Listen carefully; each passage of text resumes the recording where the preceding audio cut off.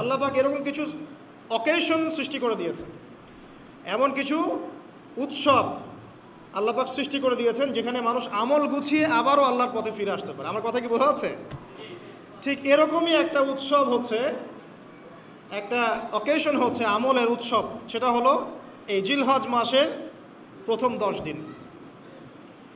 এই জিলহজ মাসের প্রথম 10 দিন সম্পর্কে আল্লাহ পাক সূরা ফজরের মধ্যে শপথ করেছেন, ওয়াল ফাজরি, ফজরের কসম, ওয়াল লায়ালিন আশর, এবং এই 10 রাতের কসম। এই 10 রাত বলতে এখানে জিলহজ মাসের এই 10 দিন এবং 10 রাতকে বোঝানো হয়।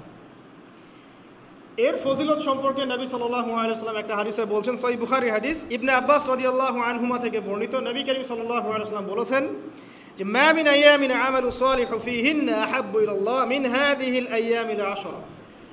আল্লাহ পাকের কাছে এই 10 দিন অর্থাৎ জিলহজ মাসের প্রথম 10 দিনের নেক আমল যত বেশি প্রিয়, আল্লাহর কাছে জিলহজ মাসের প্রথম 10 দিনের নেক আমল যত বেশি প্রিয়, অন্য কোনো আমল এত বেশি প্রিয় না।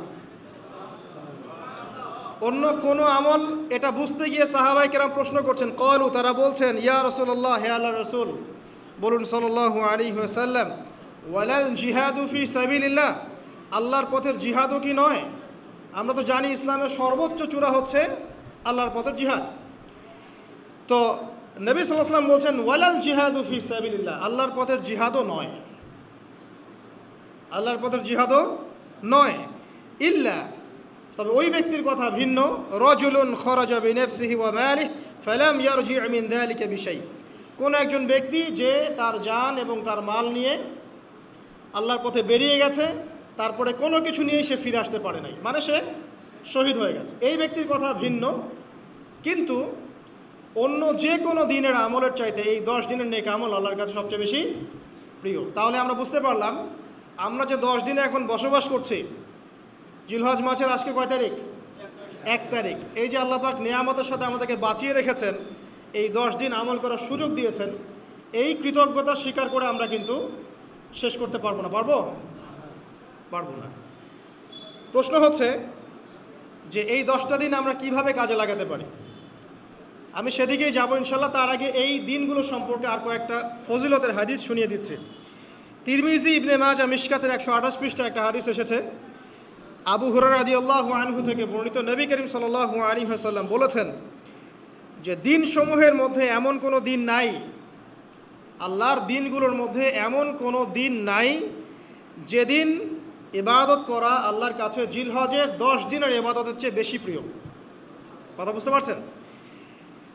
এরপরে নবী সাল্লাল্লাহু আলাইহি ওয়াসাল্লাম বলছেন, ইয়াদুলু সিয়ামু কুল্লি সিয়ামিন মিনহা বিসিয়ামি সানাতিন, এই 10 দিনের একটা সিয়াম বা একটা রোজা 1 বছর রোজা রাখার সমান। এই 10 দিনের একটা রোজা 1 বছর রোজা রাখার সমান। ওয়া কিয়ামু কুল্লি লাইলাতিন ফিহা বিকিয়ামি লাইলাতুল কদর, এবং এই 10 রাতের এক রাতের কিয়াম লাইলাতুল কদরের কিয়ামের সমান। আর আমরা জানি লাইলাতুল কদর সম্পর্কে আল্লাহ পাক কি বলেছেন, লাইলাতুল কদরি খায়রুম মিন আলফি শাহর, 1000 মাসের ইবাদতের চেয়ে উত্তম। তাহলে আমরা বুঝতে পারছি যে এই 10 দিন 10 রাত কি আমল করতে হবে, এই হাদিসটা বলে দিচ্ছে, সিয়াম এবং কিয়াম। 10টা সিয়াম না পড়েন, অ্যাটলিস্ট 3টা সিয়াম পারা যাবে ইনশাআল্লাহ। পারা যাবে না? একটা সোমবার পাবো সামনে আমরা, ওটা রাখা যাবে ইনশাআল্লাহ।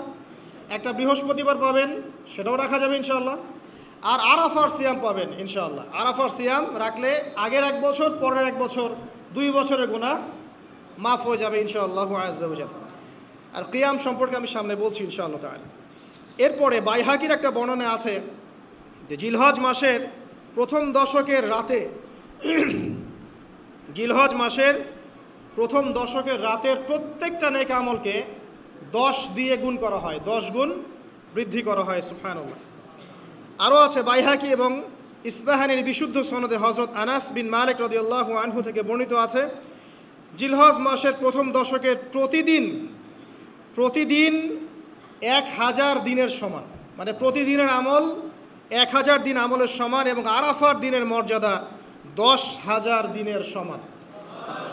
আরাফার দিন যে ব্যক্তি ইবাদত করবে ইনশাআল্লাহ তাআলা সে 10,000 দিন ইবাদতের নেকি পাবে ইনশাআল্লাহ আযজা ওয়া জাল। তো প্রথম কি করতে হবে সেটা এই হাদিস থেকে বোঝা যাচ্ছে। হাদিসটা কি? উম্মে সালামা রাদিয়াল্লাহু আনহা থেকে বর্ণিত, নবী সাল্লাল্লাহু আলাইহি ওয়াসাল্লাম বলছেন যে জিলহজ মাসের চাঁদ যে ব্যক্তি দেখবে সে যেন তার নখ এবং তার চুল এগুলো যেন আর না কাটে। চাঁদ দেখে ফেলেছেন, কুরবানি করা পর্যন্ত এখন চুল আর নখ যেন সে না কাটে। যদি না কাটেন তাহলে কি হবে? আপনি একটা পূর্ণাঙ্গ কুরবানির নেকি পাবেন ইনশাআল্লাহ। আর একটা কুরবানির নেকি কি জানেন? কুরবানির পশুর গায়ে যতগুলো লোমকূপ আছে ততগুলো নেকি আপনার আমল নামায় যুক্ত হবে ইনশাআল্লাহ আযজা ওয়া জাল। এগুলো হাদিস। এখন আমরা প্র্যাকটিক্যাল কিছু কথায় আসি যে কিভাবে আমরা এই 10টা দিনকে কাজে লাগাতে পারি। আমি সবার আগে দোয়া করছি আল্লাহ পাক যেন আমাকে সবার আগে এর উপর আমল করা তৌফিক দান করেন, আমার পরিবারকে তৌফিক দান করেন এবং অতঃপর আপনাদের সবাইকে যেন আল্লাহ পাক এই তৌফিক দান করেন, আমিন। 1 নাম্বার, যদিও কাজটা খুব ডিফিকাল্ট এবং এই যুগে এই জেনারেশনের জন্য কাজটা অনেক বেশি ডিফিকাল্ট, অলমোস্ট ইম্পসিবলের মতো, সেটা হচ্ছে এশার নামাজের পরপর ঘুমিয়ে যাওয়া। তাই না ভাই? এই কাজটা এখন কোয়াইট ইম্পসিবল, এশার নামাজের পরপর ঘুমিয়ে যাওয়া। কিন্তু চেষ্টা করতে হবে, আল্লাহ তৌফিক দান করুক, 10টা 11টার মধ্যেই যেন আমরা ঘুমিয়ে পড়তে পারি। আল্লাহ পাক তৌফিক দান করুন।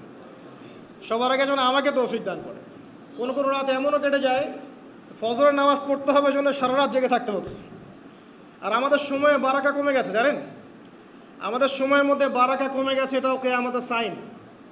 নবী সাল্লাল্লাহু আলাইহি ওয়াসাল্লাম বলেছিলেন কিয়ামতের আগে আগে একটা বছর একটা মাসের মতো চলে যাবে, একটা মাস একটা সপ্তাহের মতো যাবে, একটা সপ্তাহ একটা দিনের মতো চলে যাবে, একটা দিন একটা ঘন্টার মতো চলে যাবে।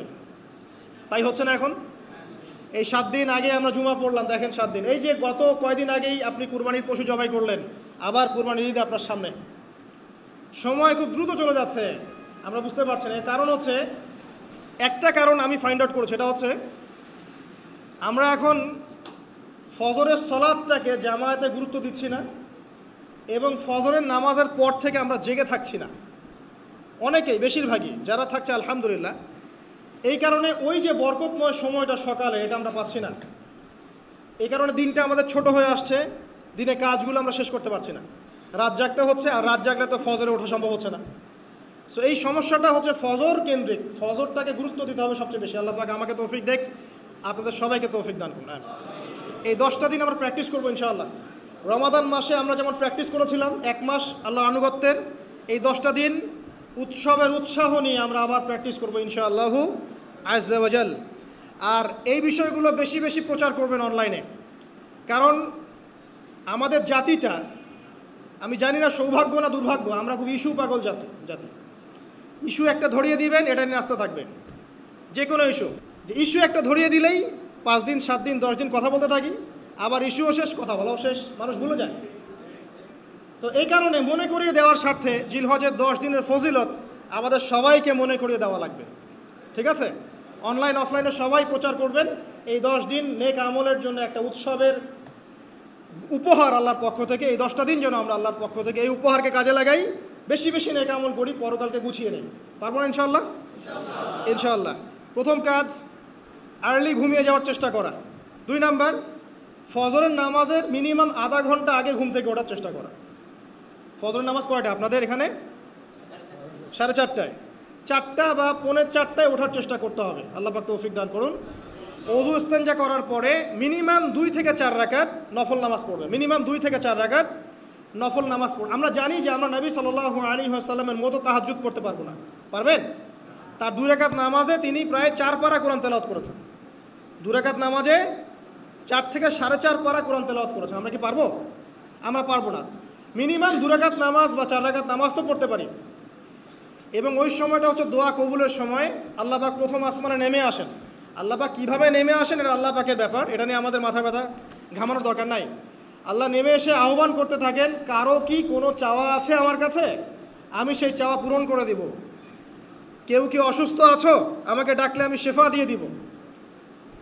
কেউ কি আমার কাছে ক্ষমা চাইবে? আমি ক্ষমা করে দেব।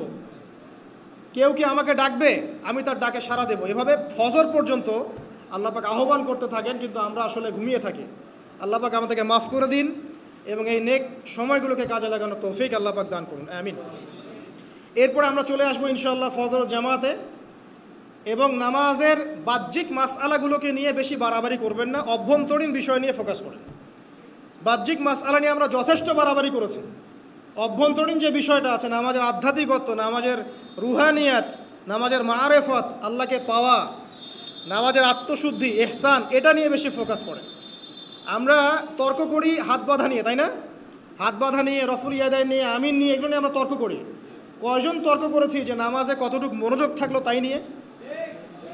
কোনটা বেশি ইম্পর্টেন্ট? নামাজ যদি মনোযোগই না থাকে, আমার হাত বাঁধা দিয়ে আল্লাহ পাক যা আসে নাকি? একটা বাহ্যিক আমল করেছি, আল্লাহ পাক নেকি দিবেন, ঠিক আছে ইনশাআল্লাহ। নামাজের ইহসানটা সবচেয়ে বেশি গুরুত্বপূর্ণ নয় কি? ফাওয়াইলুল লিল মুসাল্লিন আল্লাযীনা হুম আন সালাতিহিম সাহুন, যারা নামাজ সম্পর্কে উদাসীন। তো নামাজে দাঁড়িয়ে যদি আমি সারা দুনিয়ার বিষয় চিন্তা করতে শুরু করি, তাহলে আমার হাত কোথায় বাঁধলাম এটা কি আল্লাহ পাক দেখবেন? আল্লাহ পাক আমাদেরকে বোঝার তৌফিক দান করুন যে মূল বিষয় কোনটা, সেটা নিয়ে ফোকাস করি। আমরা মুসলিমরা জাতি হিসাবে এখন মূল বিষয়গুলোকে বাদ দিয়ে গৌণ বিষয় নিয়ে বেশি ফোকাস করি। এটা আমাদের অধঃপতনের অন্যতম একটা কারণ। আল্লাহ পাক আমাদেরকে বোঝার তৌফিক দান করুন, আমিন। জামাতে নামাজ পড়ার পরে আপনারা চলে যাবেন না হুট করে, এখানে বসে থাকবেন। বসে বসে তাসবিহ তাহলিল করবেন, জিকির আজগার করবেন। খুব কমন তাসবিহ আছে কিছু। আয়াতুল কুরসি পড়বেন একবার, সূরা ফালাক, ইখলাস, নাস 3 বার করে পড়বেন। তারপরে আল্লাহুম্মা আনতাস সালাম ওয়া মিনকাস সালাম তাবারাকতা ইয়া যাল জালালি ওয়াল ইকরাম পড়বেন। আল্লাহুম্মা আইন্নি আলা যিকরিক ওয়া শুকরিকা ওয়া হুসনি ইবাদাতিক পড়বেন। আল্লাহুম্মা ইন্না নাসআলুকা ইলমান নাফিআন ওয়া আমালান মুতাকাব্বালান ওয়া রিজকান তাইয়্যিবা, এটা পড়বেন। দরুদ শরীফ পড়বেন 10 বার। তারপরে পড়বেন রাদিতু বিল্লাহি রাব্বান ওয়া বিল ইসলামি দীনান ওয়া বি মুহাম্মাদিন নাবিয়্যা 3 বার। হাসবি আল্লাহ লা ইলাহা ইল্লা হু আলাইহি তাওয়াক্কালতু ওয়া হুয়া রাব্বুল আরশিল আযীম 7 বার। সুবহানাল্লাহি ওয়া বিহামদিহি আদাদা খালকিহি ওয়া রিদা নাফসিহি ওয়া জিনাতা আরশিহি ওয়া মিদাদা কালিমাতিহি 3 বার। তারপরে আর অনেক আছে, বলতে গেলে আসলে সময় শেষ হয়ে যাবে। আমি একটা বইয়ের নাম বলে দেই, এই বইয়ের মধ্যে সব পাবেন, ঠিক আছে? বইটার নাম হচ্ছে হিসনুল মুসলিম। কি নাম? হিসনুল মুসলিম। অ্যাপসও আছে, পকেটে অ্যাপস রাখতে পারেন, পকেট সাইজ বই পাওয়া যায়, পকেটে রাখতে পারেন। নামাজের পরে খুলে খুলে পড়বেন। এগুলো করতে গিয়ে আপনাকে কেউ বাধা দিবে? এগুলো করলে কি আপনি সন্ত্রাসী হয়ে যাবেন, মৌলবাদী হয়ে যাবেন, জঙ্গি হয়ে যাবেন? এই আমলগুলো করবেন, ছাড়বেন না, ঠিক আছে?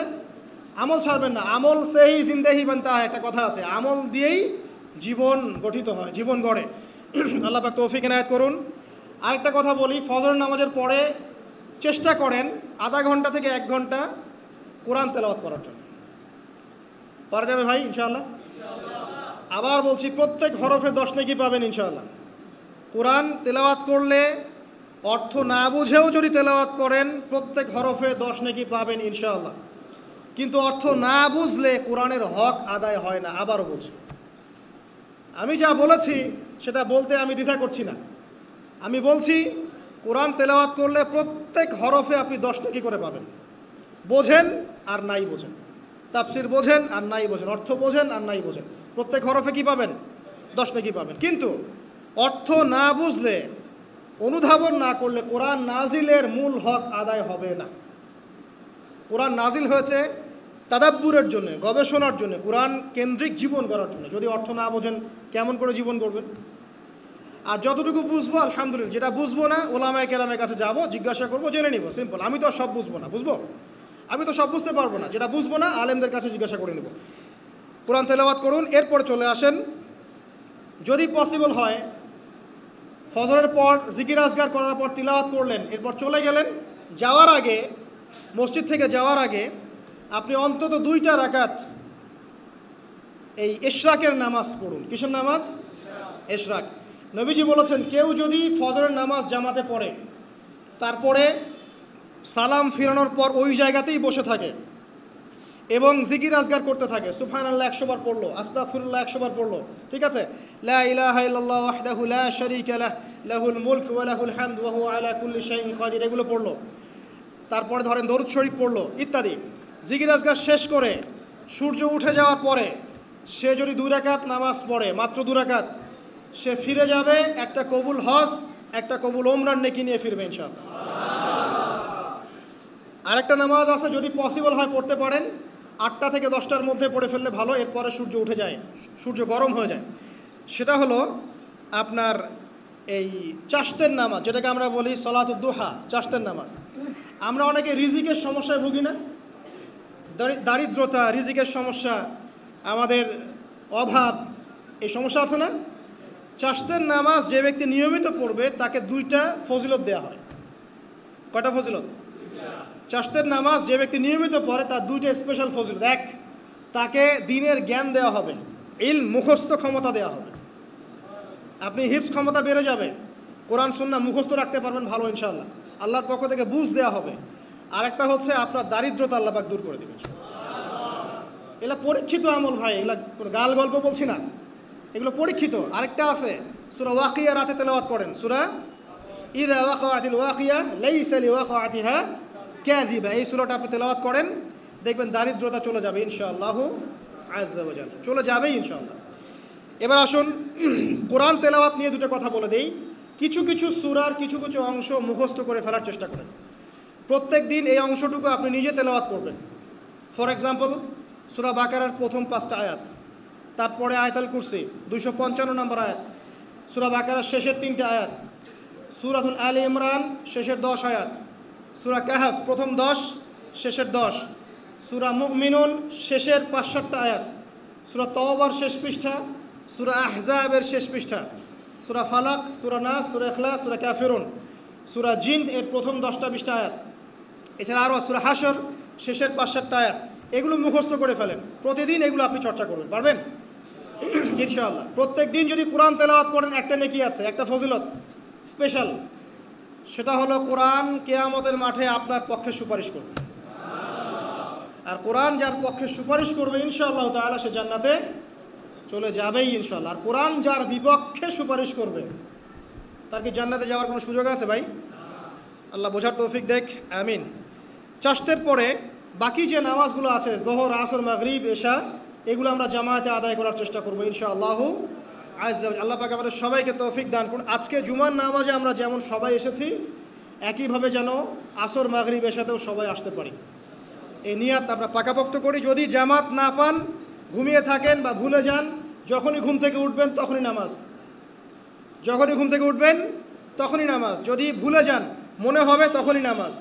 ঘুমিয়েছিলেন, ফজর হয়ে গেছে, 8টা বেজে গেছে, উঠবেন, আগে ফজরের নামাজ কাজা করবেন, তারপরে অন্য কিছু ছাড়ার কোনো অবকাশ নাই। মান তারাকা সালাতান মুতাআম্মিদান ফাকাদ কাফার, একটা হাদিসে নবীজি বলেছেন, যে ব্যক্তি নামাজ ইচ্ছাকৃতভাবে ইচ্ছা করে ছেড়ে দিল, ইচ্ছা হইলো পড়লাম, ইচ্ছা হইলো পড়লাম না, ফাকাদ কাফার, সে ব্যক্তি কুফরি করল। বাইনাল আবদি ওয়া বাইনাশ শিরকি ওয়াল কুফরি তারকুস সালাহ, একজন আল্লাহর বান্দা আর একজন মুমিন মুসলিম এর মধ্যে পার্থক্যই হচ্ছে নামাজ। এমনও হাদিস আছে যে প্রচণ্ড রকম জালেম ফেরাউনের মতো শাসক সম্পর্কে সাহাবীরা জিজ্ঞাসা করেছিলেন, যদি এরকম জুলুম হয় ইয়া রাসূলুল্লাহ, আমরা কি করব, আমরা কি প্রতিহত করব না? নবীজি বলেছেন, ইল্লা মা সাল্লাও, না, যতক্ষণ তারা সালাত আদায় করে ততক্ষণ তাদের বিরুদ্ধে যেও না। তার মানে নামাজ নাই, ইসলামের খাতায় নাম নাই। অতএব নামাজ কাজা হয়ে গেলেও কাজা করবেন, ভুলে গেলেও নামাজ আদায় করবেন। যদি জামাত না পান বাসায় পড়বেন, যদি পসিবল হয় মসজিদে জামাত শেষ হয়ে গেছে বাসায় জামাত করে পড়বেন। নামাজের কোনো মাফ আল্লাহ পাক তৌফিক দান করুন, আমিন।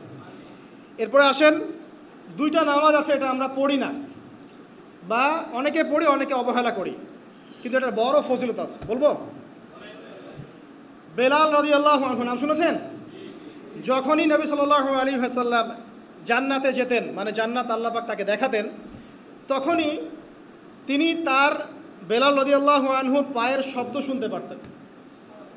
বেলাল রাদিয়াল্লাহু আনহুর পায়ের শব্দ তিনি শুনতে পারতেন। আর একজন যোগ্য নেতা যিনি, তিনি তার অনুসারীর পায়ের শব্দও চিনেন। কথা বুঝতে পারছেন? আচ্ছা, গলার ভয়েসও চিনেন।